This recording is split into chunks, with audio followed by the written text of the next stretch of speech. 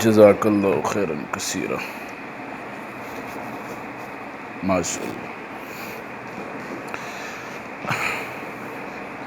الحمد للہ وحدہ والصلاة والسلام علی من لا نبی بعدہ، اما بعد فاعوذ باللہ من الشیطان الرجیم، بسم اللہ الرحمن الرحیم۔ ان هذه امتکم امۃ واحدہ وانا ربکم فاتقون، صدق اللہ العظیم۔ میرے انتہائی واجب الاحترام بھائیو دوستو، اللہ تبارک و تعالیٰ کا ہم پر خصوصی احسان ہے کہ ہمیں یہاں جمع ہونے کی توفیق نصیب فرمائی ہے ایک دین کی نسبت سے۔ میرے بھائیو دوستو، اللہ تبارک و تعالیٰ کے ہم پر بہت زیادہ احسانات ہیں، بے شمار احسانات ہیں۔ اس میں سے ایک احسان یہ بھی ہے کہ ہمیں مسلمان پیدا کیا ہے۔ پھر دوسرا احسان یہ ہے کہ آقائے دو جہاں شفیع اعظم نبی اکرم صلی اللہ علیہ وسلم کی امت میں پیدا کیا ہے۔ سارے انبیاء کی یہ خواہش تھی کہ ہم اس امت کا حصہ بنیں، تو اس پہ ہم اللہ کا جتنا شکر ادا کریں یہ کم ہے۔ میرے بھائیو دوستو، آج ہم نے نبی علیہ السلام کی زندگی کو نہیں پڑھا، اگر پڑھا بھی ہے تو اس پر عمل نہیں کیا۔ آج ہم شریعت سے بہت دور ہیں، شریعت سے واقف ہیں، جانتے ہیں شریعت کو، لیکن شریعت سے بہت زیادہ دور جا چکے ہیں۔ آج ہم قبروں کو دیکھتے ہیں، مردوں کو غسل دیتے ہیں، لیکن اپنی قبر ہم سے بھولی ہوئی ہے۔ آج ہم نے زندگی کو ایک مذاق سمجھ لیا ہے کہ بس یہاں آئے، بس جی رہے ہیں، ہم نے تو مرنا ہی نہیں ہے۔ وہ بزرگ فرماتے ہیں کہ ایسے جیو کہ تم نے مرنا ہے۔ ہم کیسے جی رہے ہیں؟ ہم ایسے جی رہے ہیں کہ ہم نے مرنا ہی نہیں ہے۔ تو میرے بھائیو دوستو، اپنی زندگی پر توجہ دینی چاہیے، دین کے احکامات کو سیکھنا چاہیے، شریعت کو سیکھنا چاہیے، شریعت کو پڑھنا چاہیے۔ آج غیروں سے ہم اتنا متاثر ہیں کہ میں آپ کو کیا بتاؤں۔ غیروں نے سب سے پہلے ہمارا لباس لے لیا۔ ہم اپنے بچے کو جب کہیں لے جاتے ہیں تو سنت کے بغیر لباس سے لے جاتے ہیں۔ اس کا لباس سنت کے اوپر نہیں ہوتا، مطابق نہیں ہوتا۔ کیوں؟ کہ ہم شریعت سے دور ہیں۔ اس کا لباس بالکل ٹھیک نہیں ہوتا، پینٹ شرٹ پہناتے ہیں جو کہ اغیار کا لباس ہے۔ غیروں نے ہم پر اتنی محنت کر لی، ہماری زبان خرید لی، زبانیں لے لی ہماری، ہم پہ اتنی محنت کر لی، ہماری ٹوپی ہم سے خرید لی، ٹوپی لے لی۔ داڑھی میں ڈیزائن بنانا ہمارا رسم و رواج بن چکا ہے۔ ہم اس کو فیشن سمجھتے ہیں، فخر سمجھتے ہیں۔ داڑھی میں ڈیزائن بنانا ہم اس کو فخر سمجھتے ہیں، داڑھی منڈوانا ہم فخر سمجھتے ہیں۔ حالانکہ یہ نبی علیہ السلام کی سنت ہے، وہ سب سے محبوب ترین سنت تھی یہ۔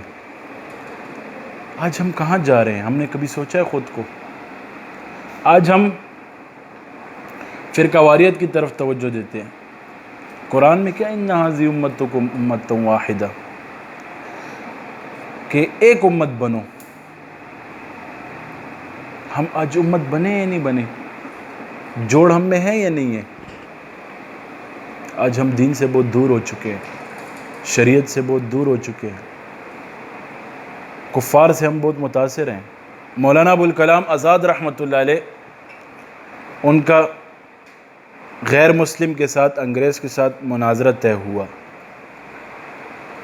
جب مناظرہ ان کا طے ہوا تو انہوں نے تاریخ وغیرہ رکھ لی کہ اس تاریخ پہ مناظرہ ہوگا۔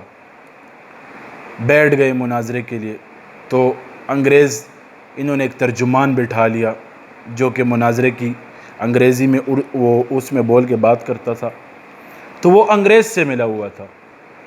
ابھی مناظرہ چل پڑا، شروع۔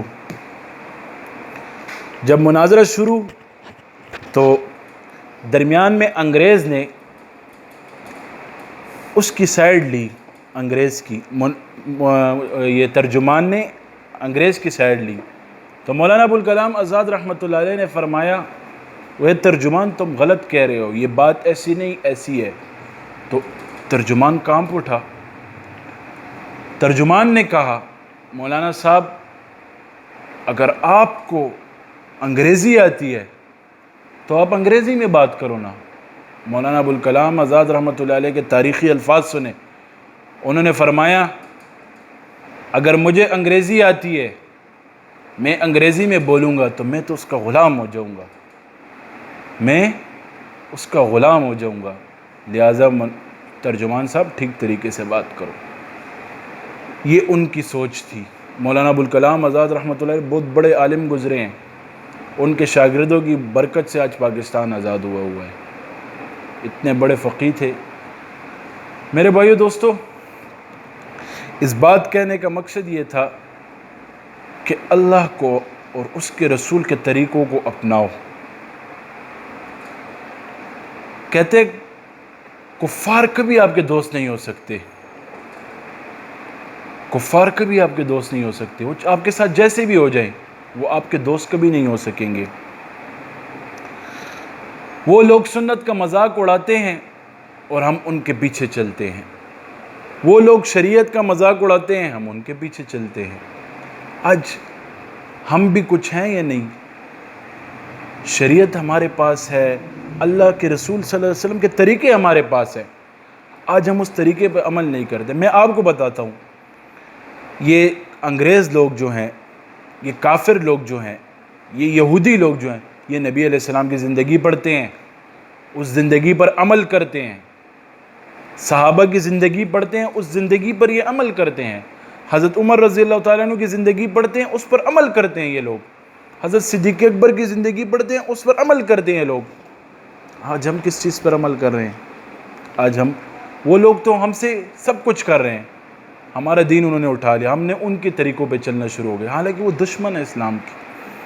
آج ہم خسارے کی طرف رواں ہیں۔ میرے بھائیو دوستو، اپنے زندگی کی طرف توجہ دینی چاہیے، شریعت کو اپنانا چاہیے اور اپنے معاملات کو درست رکھنا چاہیے۔ کاروبار جب بھی کرو تو اللہ کی رضا کو دل میں رکھو، نبی علیہ السلام کی شریعت پڑھ کے کاروبار کرو۔ یہ نہ ہو کہ کاروبار میں آپ لوگ حلال بھی نہ جانو، حرام بھی نہ جانو، پیسہ کماتے ہیں، نہیں۔ دوسری بات، اپنی نیتوں کو صاف کرو، اپنی نیتوں کو درست کرو، بس نیکی کرو، دریا میں ڈالو، اسے بھول جاؤ۔ آج ہم نیکی کرتے ہیں کس مقصد کے لیے؟ کہ یار یہ کل میرے ساتھ ڈبل نیکی کرے گا۔ کسی شادی پہ جاتے ہیں، ایک جوڑا لے کے جاتے ہیں، سوچتے ہیں کل یہ میرے لیے ڈبل جوڑے لائے گا، کوئی میرے لیے ایک جوڑا لیتا ہے، میں اس کے لیے ڈبل لے جاتا ہوں۔ آج یہ زندگی کا مقصد بن گیا۔ تو نیکی کر کے بھول جاؤ، میں نے کل بھی یہ بات کی، نیکی کر کے بھول جاؤ، اللہ سے اس کا صلہ مانگو۔ کہتا ہے جو بندہ دکھلاوے کے لیے نیکی کرتا ہے، قیامت کے دن جب اس بندے کو اٹھایا جائے گا تو اللہ فرمائیں گے کہ تم نے تو یہ نیکی دکھلاوے کے لیے کر لی، مثلا تم نے پیسے بانٹے اللہ کی راہ میں، دکھلاوے کے لیے بانٹے، تو تم نے تو لوگوں کو دکھا دیا کہ میں بہت بڑا سخی ہوں، میں بہت بڑا خرچ کرنے والا ہوں، تمہیں لوگوں نے بس واہ واہ کر دی کہ تم بہت بڑے سخی ہو، بس تمہارا صلہ ختم، بس تم ختم ہو گئے، تم نے ان کو نیکی بتا دی، بس تمہاری نیکی ختم۔ تو نیکی ایسے کرو کہ دوسرا ہاتھ بھی نہ خبر ہو، صدقہ ایسے دو کہ دوسرا ہاتھ بھی نہ خبر ہو، اللہ کی راہ میں زیادہ سے زیادہ مال خرچ کرو۔ میں آپ کو آج ایک آزمودہ چیز بتا دوں، جو میرے شیخ فرماتے ہیں، حضرت اقدس سید نور زمان صاحب، ہمارے شیخ صاحب کیا فرماتے ہیں؟ جو مال تمہیں اللہ کے راستے میں خرچ کرنے سے روکے اسے سب سے پہلے خرچ کرو۔ جو مال تمہیں اللہ کے راستے میں خرچ کرنے سے روکے اسے سب سے پہلے خرچ کرو۔ اگر تمہاری جیب خالی ہو گئی تو کہتا ہے مجھ سے آ کے وہ کر لینا، مجھ سے آ کے پوچھنا۔ دوسرا ہمارے حضرت صاحب کیا فرماتے ہیں؟ ایک مال کی محبت اور ایک عورت کی محبت اپنے دل میں کبھی مت لانا۔ انہوں نے یہی فرمایا اس بار کہ یہ میری تربیت کا حصہ ہے کہ مال کی محبت اور عورت کی محبت نہیں لانا، یہ دونوں خسارے کی طرف آپ کو لے جائے گی۔ تو میرے بھائیو دوستو، اپنی نمازوں کو مضبوط کرو، دین کے جو ارکان ہیں اس کو مضبوط کرو، دین کے ارکان کی طرف توجہ دو، تبلیغ کے کام کرو، جو دین کا کام کرتے ہیں ان کے دستے بازو بن کے کام کرو، ان کا مخالفت نہ کرو کسی کی۔ آج امت بنو، دین کے کام کرو، اور جو دین کا کام کرے، اگر آپ دین کے کام نہیں کر سکتے تو اس کو دعا دو، اس کے پیچھے باتیں مت کرو۔ جو لڑکا دین کی طرف آ گیا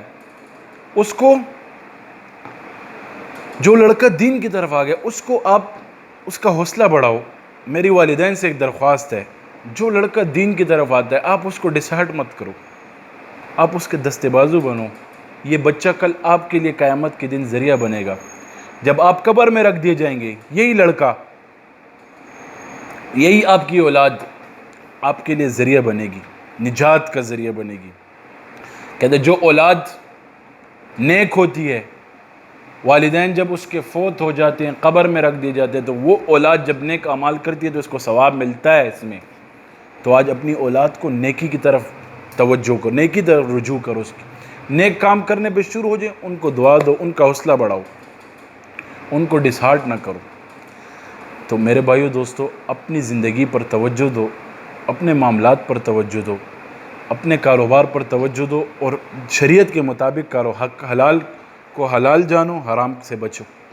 تو جب معاملات ٹھیک ہوں گے، پیٹ میں جب حلال جائے گا تو اللہ تبارک و تعالیٰ تمام دعائیں بھی قبول فرمائیں گے، اور اللہ تبارک و تعالیٰ ہم سے راضی بھی رہیں گے۔ ٹھیک ہے؟ وآخر دعوانا ان الحمد للہ رب العالمین۔